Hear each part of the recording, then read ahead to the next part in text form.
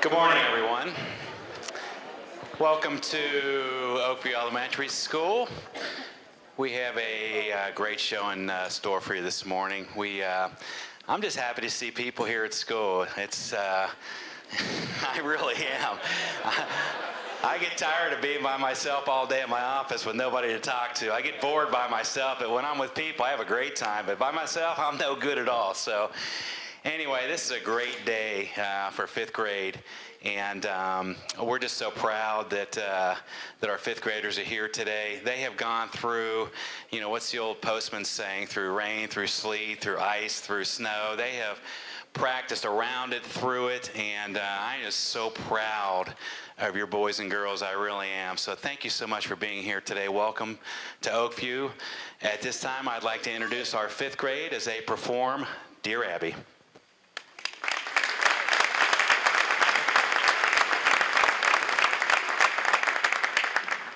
Welcome to our program, Dear Abby.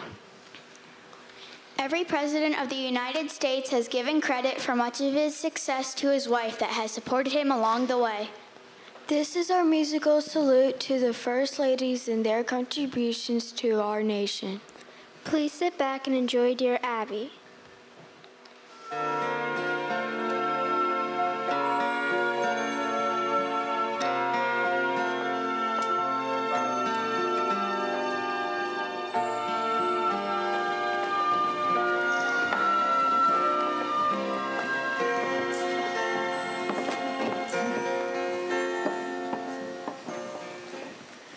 The Presidents of the United States.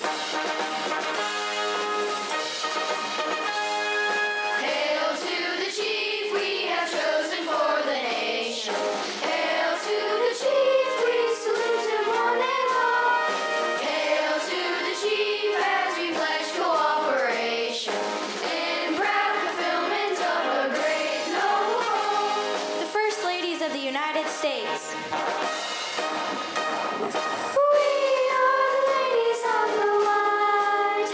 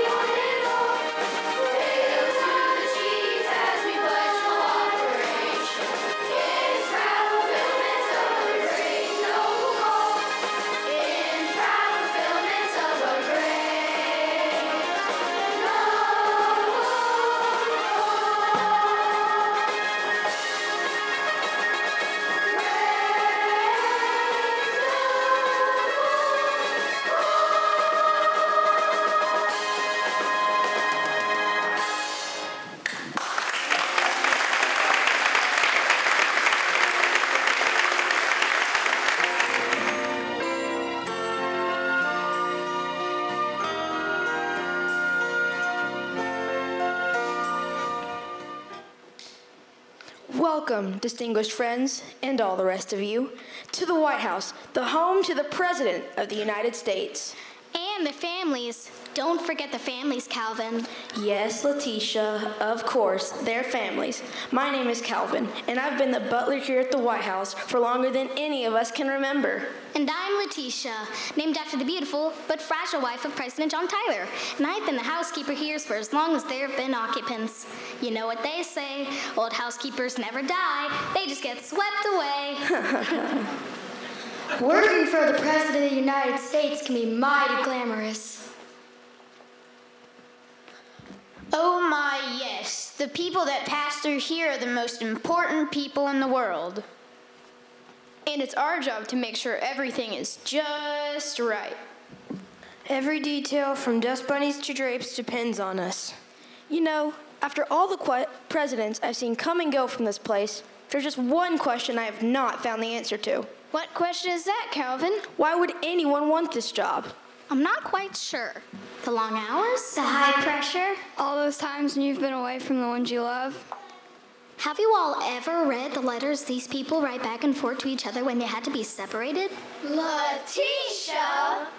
Well, Me too. What? Well, I cannot believe you people will be so brazen as to read the private letters between the distinguished presidents of the United States and their first ladies. I am shocked and appalled. Calvin? Me too. I especially remember the ones between President John Adams and his amazing wife, Abigail, when the White House was just being built.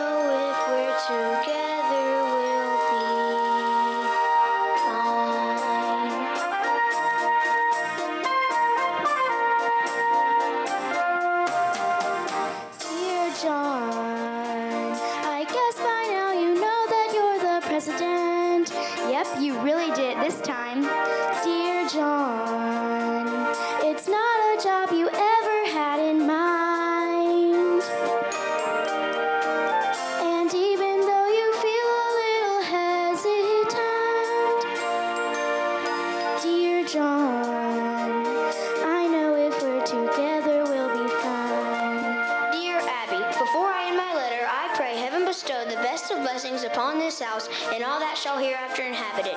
May none but honest and wise men ever rule under this roof. My dear friend, under your presidency, I'm confident that this house and our nation are in the hands of the ablest man. Dear John, we'll be fine.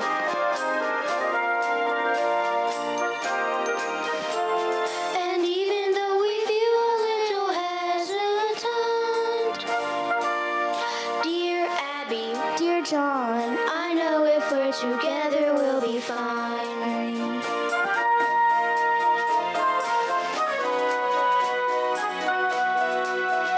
Dear Martha, I guess by now you know that I'm the president, the father of our country, so they say. dear George, it's not a job you ever had in mind. And even though you feel a little hesitant,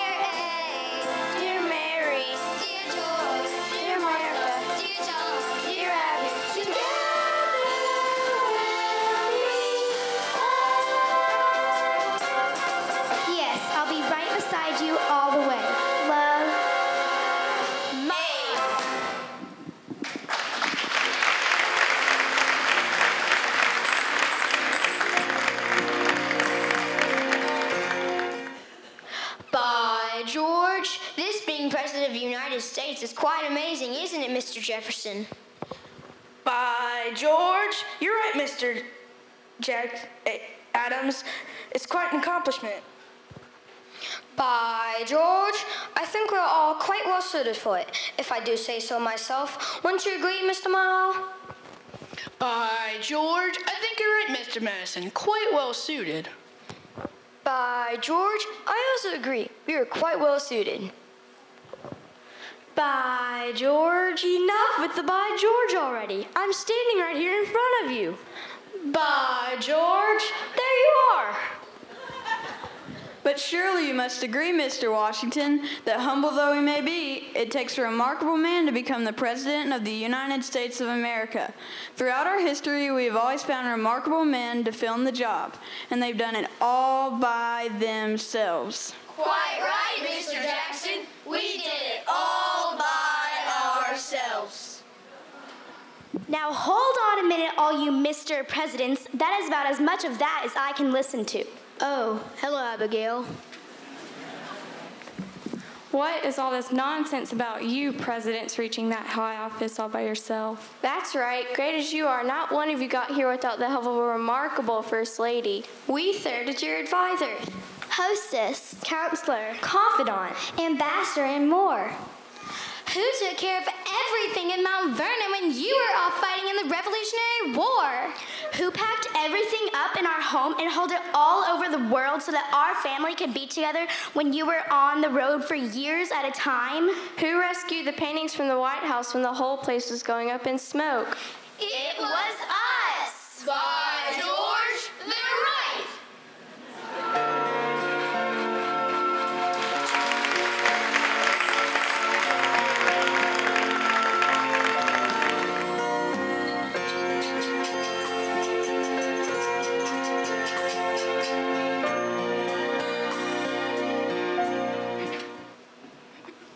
Come on, ladies, let's tell them how it really is. I'm right behind you, sister.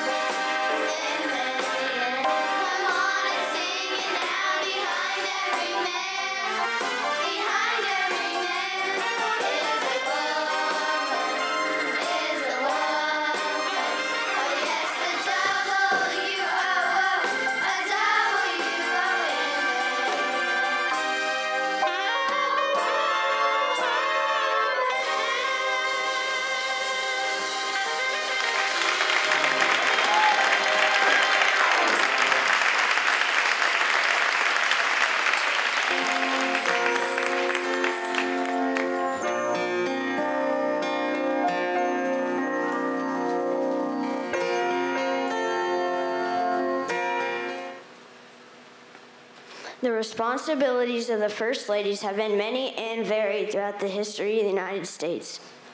Bess Truman had to oversee the actual remodeling of the White House during her husband's term in office.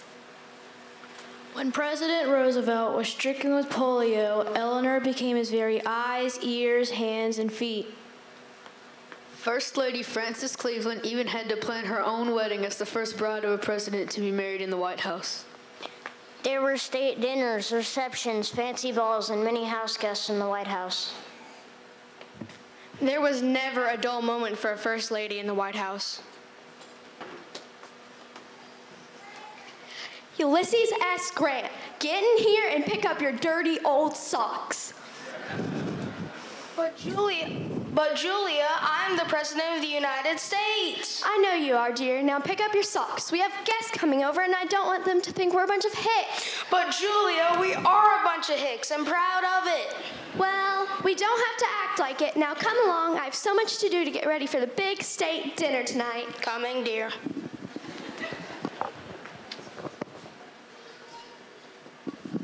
Come along, everybody.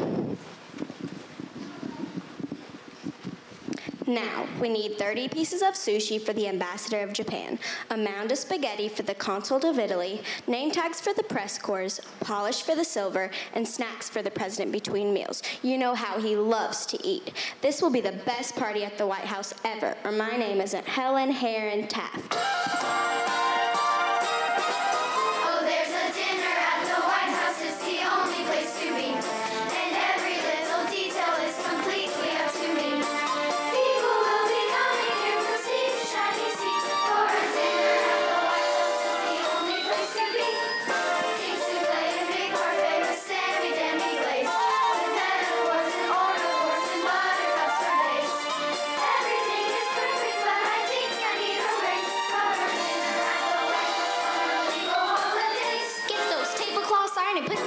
In the Lincoln bedroom. Miss Lady Bird is hosting Queen this evening. How do these look, Letitia? Red roses? We can't have red roses. She's from Texas, for heaven's sake.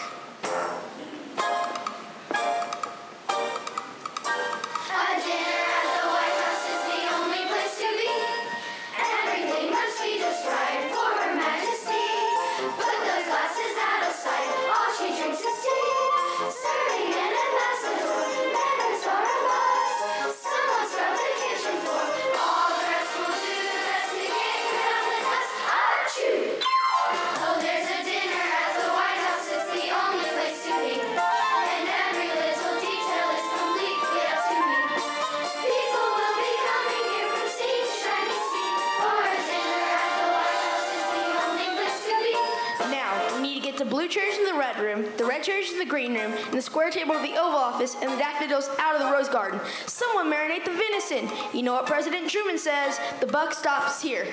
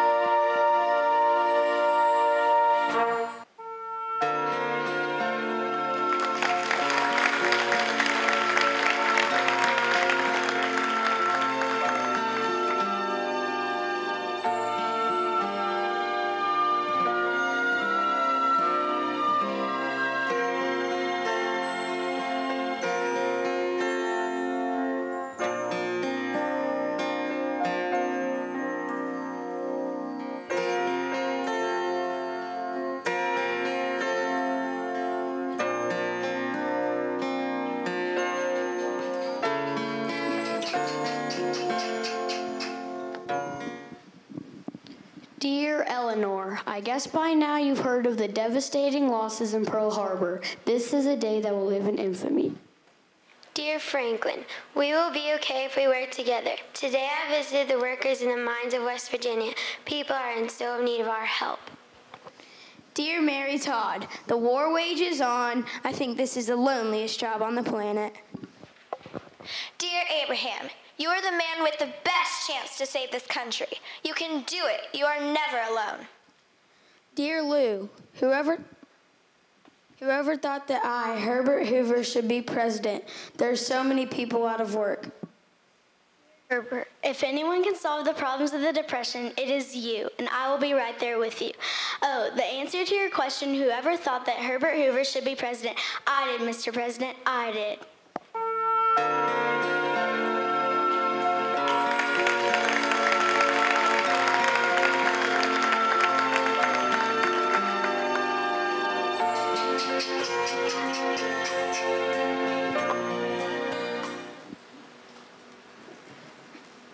Dear Nancy, well, like I said to the doctors, I guess I forgot the duck.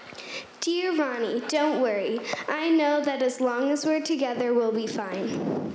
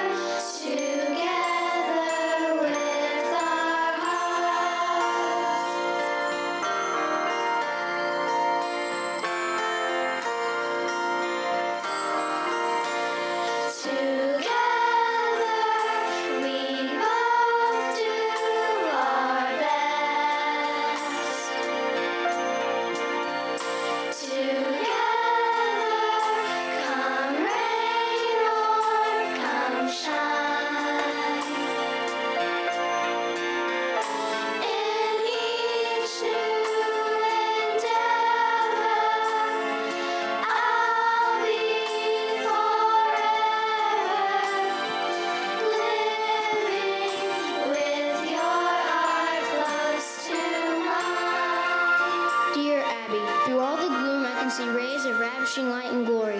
I can see the end is worth more than all the means, and prosperity will triumph in this day's transaction, even though we should rue it, which I trust in God we should not.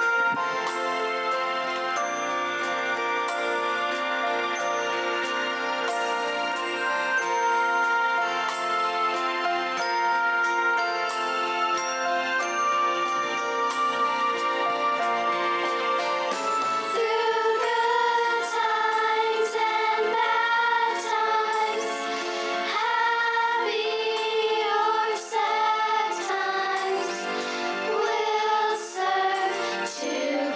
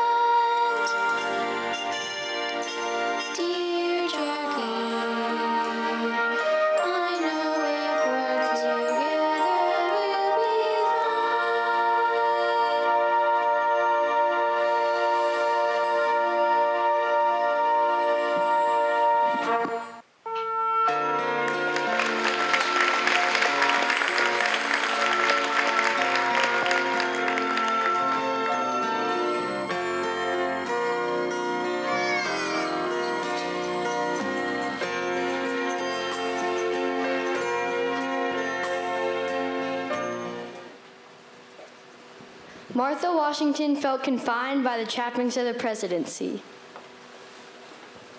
I think I'm more like a state prisoner than anything else. There are certain bounds set for me which I must not depart from. Sarah Polk had her limits.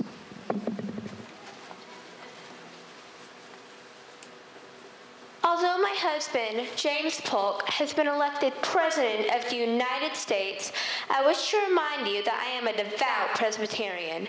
Therefore, I will not attend horse races or the theater. I shall go to the inaugural ball, my dear husband, but I shall not dance. Mary Todd Lincoln felt as though she could not win. Duty? What is this duty? When I spend too much money on a party, I am scorned as extravagant. When I curtail the entertaining, they say I'm shirking my social duties. Duty? What is this duty? Edith Roosevelt was a close childhood friend of Theodore Roosevelt, never thinking that would be her husband one day. Edith did not realize that when her husband became vice president in 1900, that 6 months later she would become the first lady. I added the West Wing to the White House for the president and his staff. I also created the gallery for the portraits of the first ladies. The first ladies, the president's partner, were expected to be the perfect hostess, the elegant royalty, the quiet advisor, the humble servant of the nation. All in one package. Upon Warren Harding's sudden death, Calvin Coolidge became president, and Grace Coolidge reluctantly became first lady. Her schedule is packed with appointments, appearances, social affairs, and domestic details.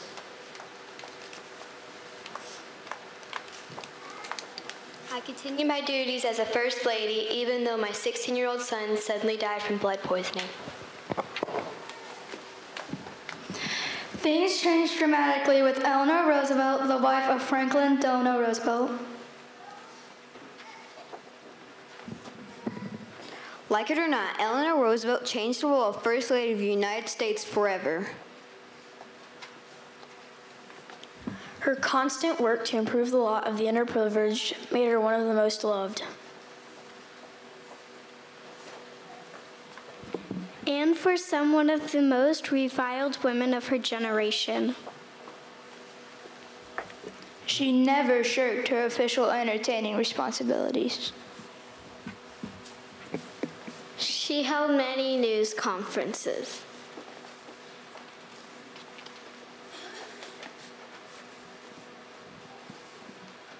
And traveled all over the country to see for herself how Americans lived. She gave me many lectures and radio broadcasts. She even expressed her opinions quite candidly in the daily syndicated newspaper article called My Day.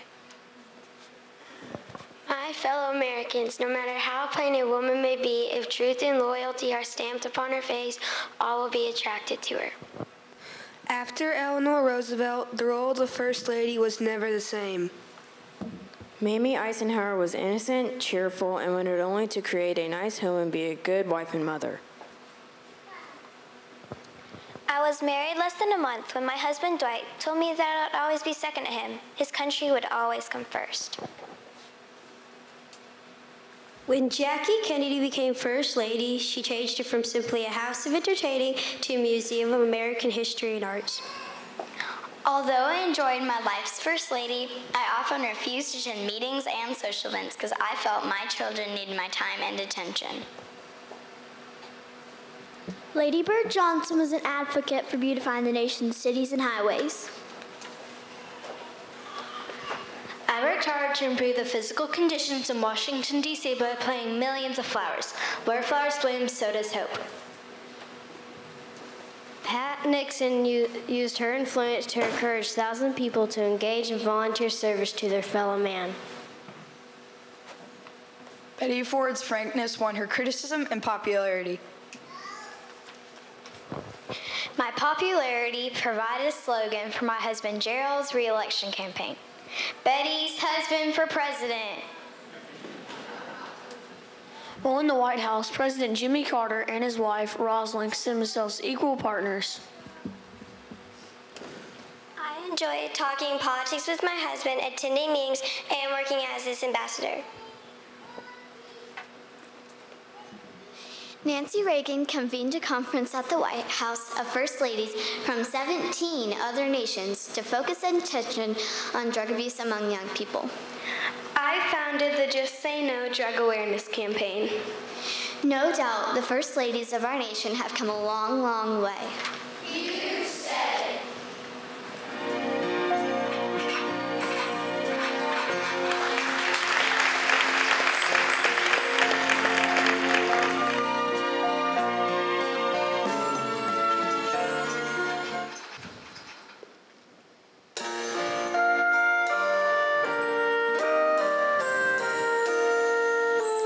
Dear Laura,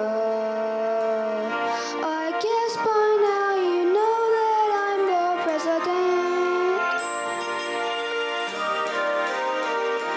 Dear Laura, it's not a job I ever had in mind. So even though you feel a little hesitant, dear George, I know if we're together we'll be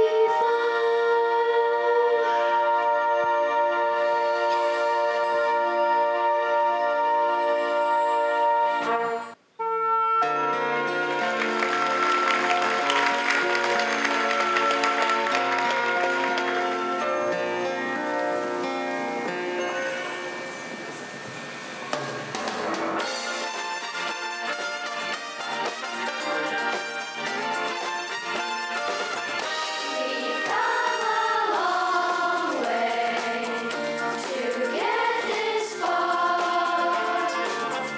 We went our own way to reach our star. We've come a long way. See how we've grown on every new day. Our light has shone.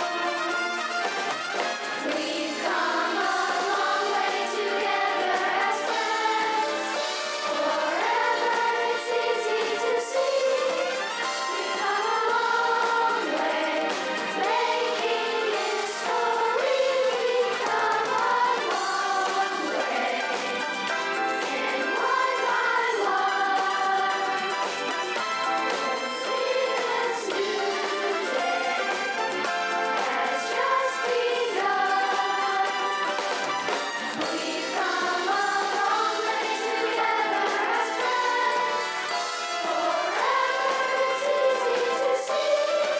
We've come a long way, making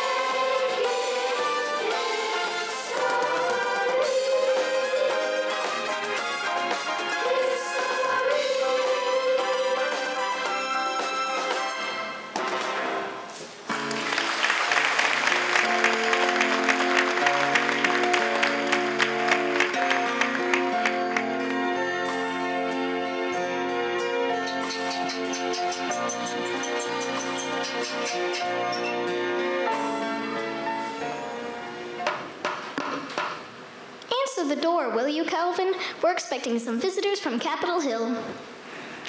Welcome to the White House, Miss Clinton. When I was Secretary of State, I visited 102 different countries.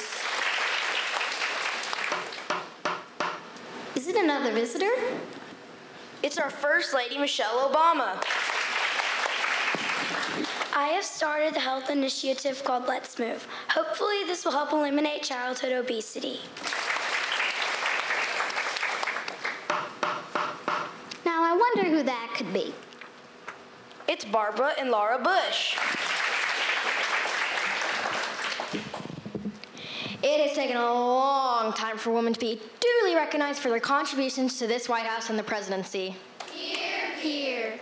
I'm here today on behalf of all Americans' First Ladies to say that by George and George, we did it.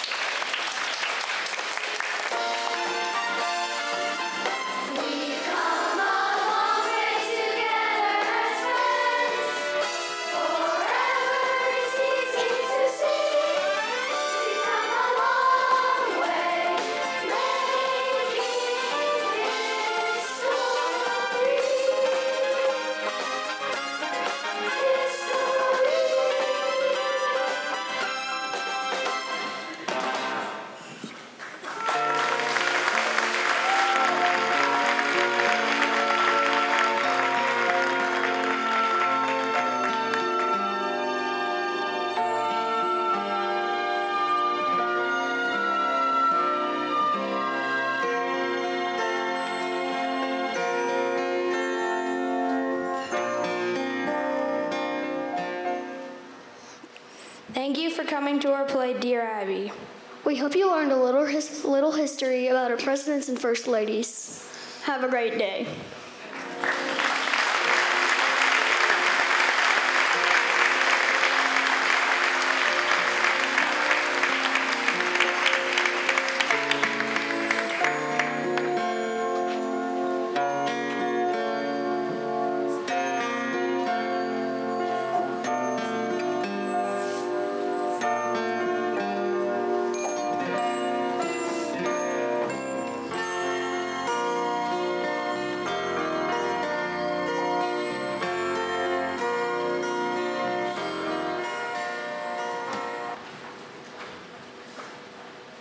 Let's give him another round of applause, please.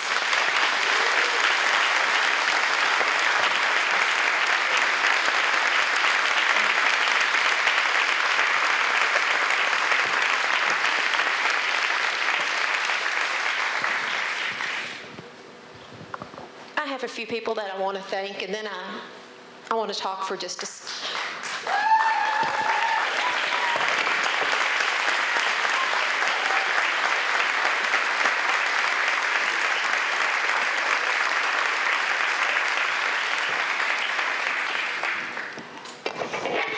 If you all want to sit where you are for just a minute, please.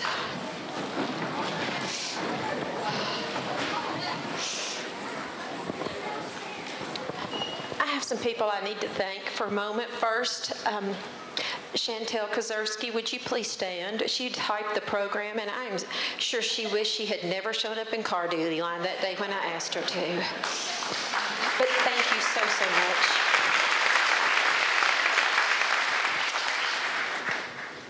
I'd also like to thank Shannon Smith and Shannon Adams and Becky Turner for helping put all the decorations together. If you all would stand up, I'm sure you won't, but thank you.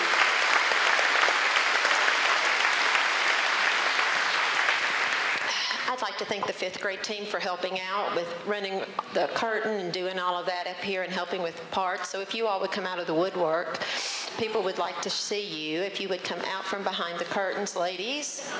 I know you can hear me. I'm pretty loud.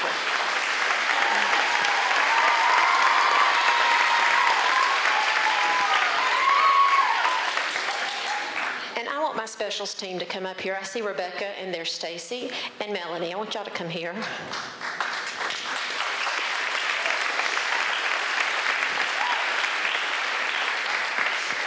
Our librarian's not here today. But I could not do this without these girls.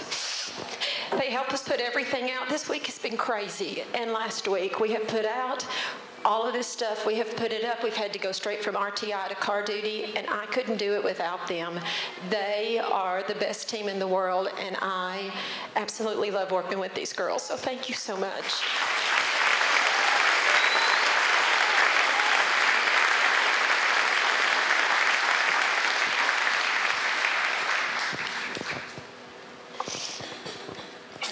I've had a lot of time, obviously, at home to think lately.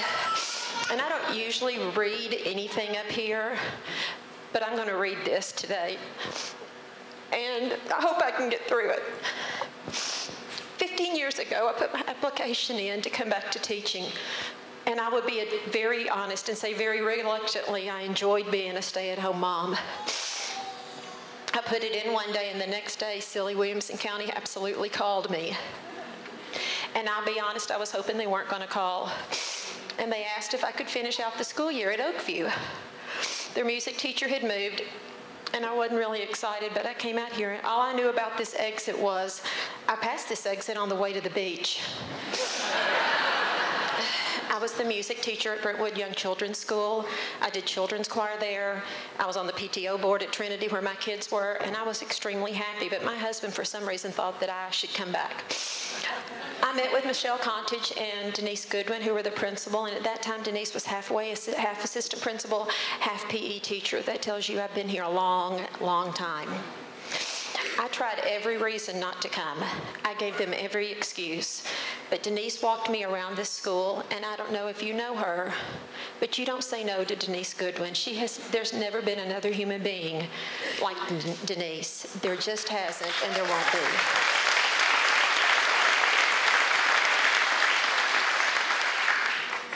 So I worked those 7 weeks in a little blue portable. Later did we find out there was asbestos in it, outside for 7 weeks. I left school with a record player and came back with a computer on my desk. I've been here for 15 years and thought I would really retire. But you know, God has lots of other plans in mind for us, and we don't always know what they are. This time last year when I did this 5th grade program, my husband got promoted.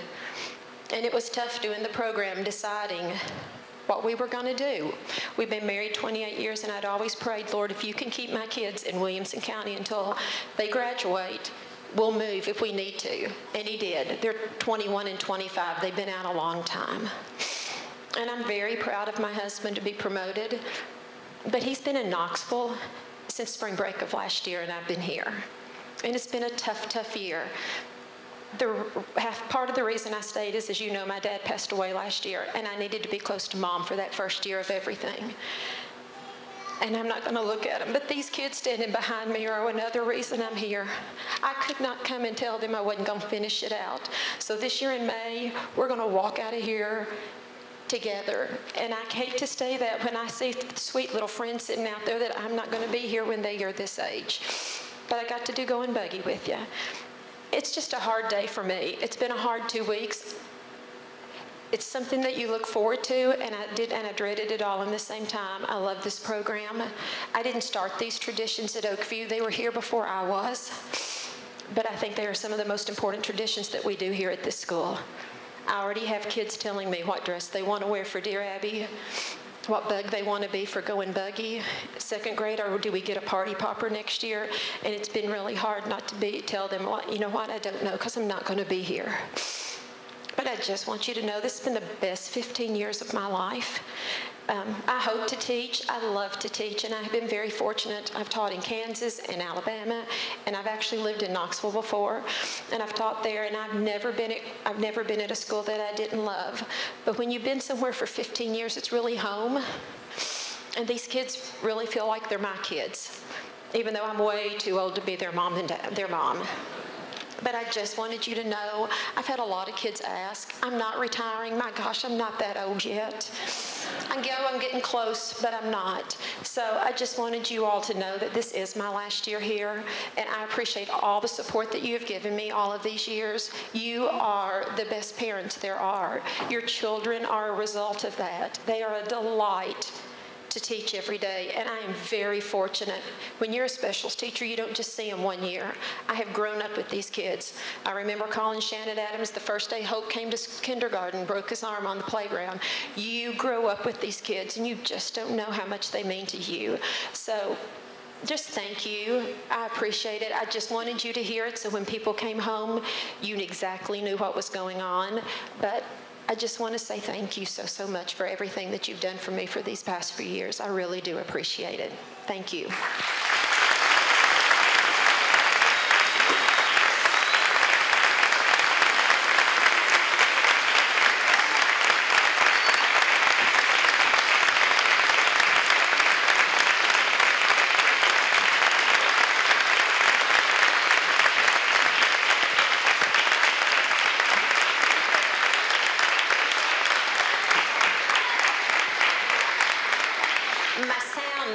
wants to say something, and he's my buddy. Here you go.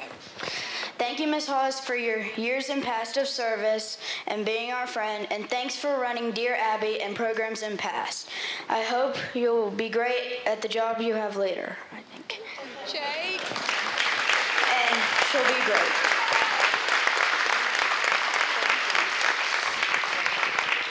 Thank you. If you all would have a seat. I don't know if Dr. Morse needs the mic, but if not, we're going to take pictures. Do you need it for anything?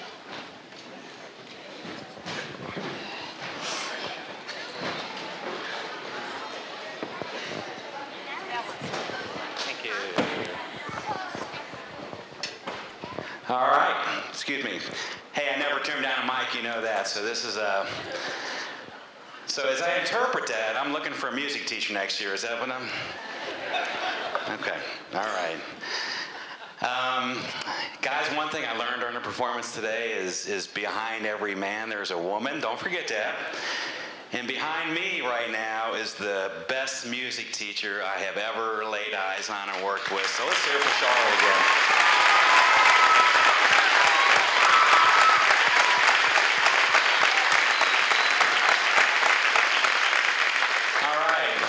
It has been a difficult couple weeks around Oakview, and as we get back to some kind of normalcy, your children help us heal, and the 5th grade children have helped us heal the last couple of weeks, so we just appreciate that from the bottom of our hearts, and guys, you are to be commended. That program was outstanding. Let's hear it for the kids again.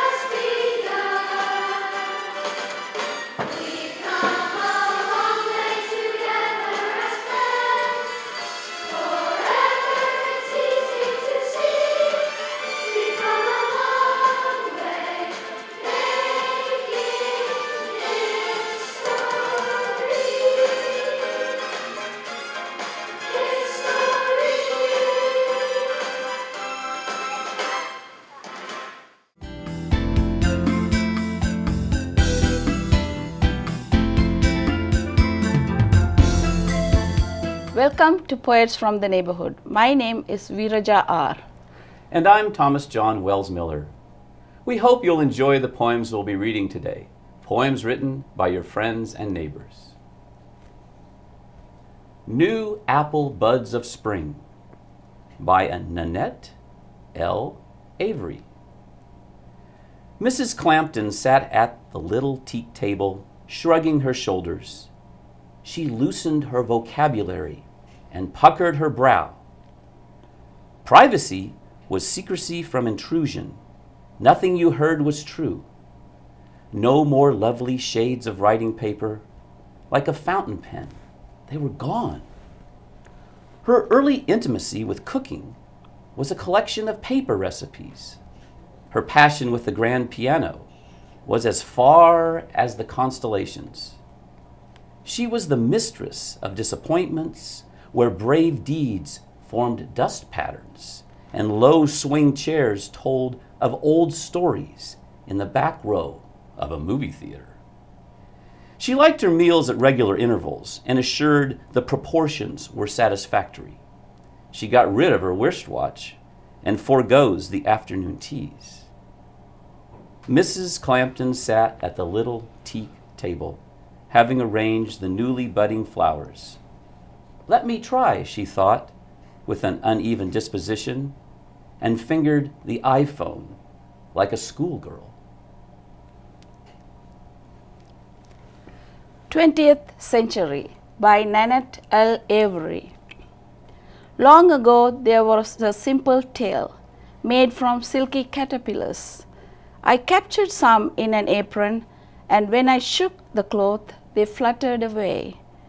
As carefree butterflies, ignoring my calls as I bid them return, only swirling higher until they were as light as snowflakes, drifting between me and the heavens. Yellow Watermelon by S.R. Lee. One day in a rural county seat, a farmer was selling watermelons from a big truck. Dad bought one which would be yellow when we cut into it, but instead of taking it home to a kitchen and a knife and control eating in the backyard, we walked up behind a barn, up a slope to the edge of the woods, busted that watermelon on the ground and ate out the golden heart, that center section without seeds, dripping yellow juice all over our arms, legs, and shirts. It was cold inside that watermelon, even on a hot day.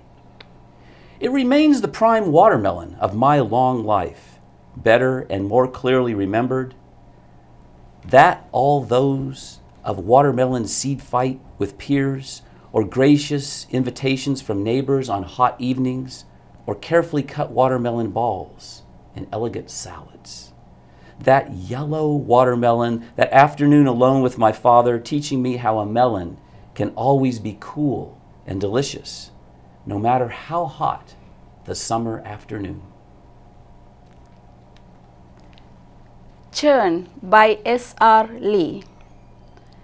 In her kitchen I sat daily. When milk clabbered, hard I pounded. Sweet cream butter formed in thick clots, flowed lightly, then I rested. Modern times came, supermarkets. She stopped churning. I grew dusty. In the storeroom, I sat with old, ignored boxes. Still, I waited. Living room now, ornamental, I am cherished, but I sit useless.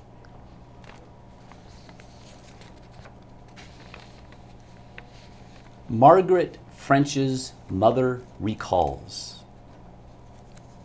Margaret, my daughter, you were dear to me then, but now, try not to bother us. Why did you stand so close to the cliff's edge? You knew that girl had a quick and uncertain temper. I well believed she had done evil when she came home that day alone. But until we could find you, no point in speaking. By the time a rabbit hunter found your bones in that hollow log, she was gone and grown, grown and gone, working her evil somewhere else.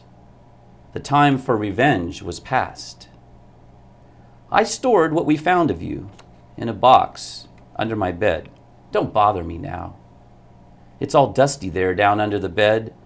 I'm too stiff and weary to bend low to sweep. Your bones in the box, they rattle at night. When I twist in bed, I might remember. The rest of the time, I've present worries. Grandchildren, washing, feeding the stock. It was so long ago, and the bones are old. Sometimes the grandchildren play with your hair. Margaret, you must forget us too. Your murderer's known as a ghost around here, but you seem to be resting easy, pushed back under the bed. I guess you don't mind dust on your bones. It was so long ago.